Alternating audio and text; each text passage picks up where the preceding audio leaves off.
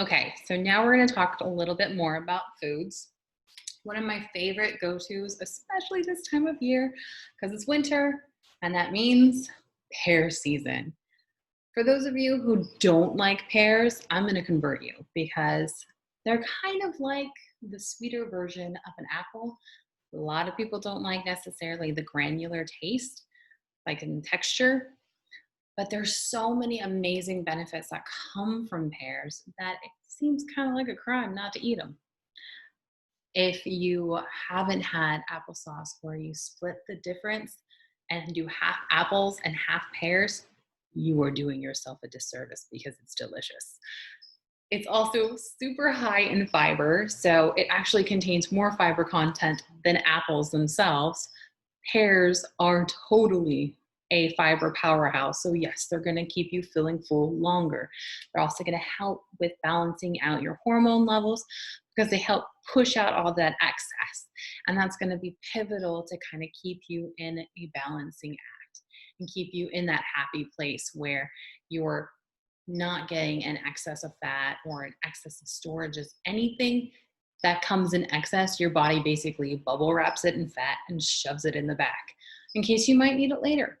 So instead of dealing in that life of excess, we want to keep a balance where we have a little bit of reserves. And when we do have reserves, we want to make sure that what's in the back is actually stuff that's going to help give us the best results, not kind of like some maybe wonky table. We want like actual things that we can use. So the best thing to do is like stock up on building blocks.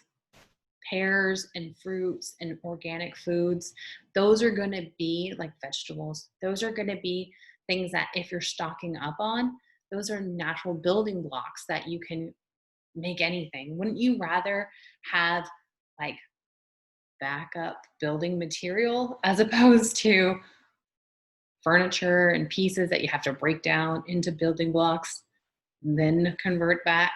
It's a lot more work than your body wants to do. Trust me. So it'll actually go for the easier sources first. That's why it utilizes those building blocks that you're putting in, and anything that's like a little bit questionable or suspect, like maybe your artificial coffee creamer, it's going to wrap and stick into the back because it's too hard to actually work this into a building block.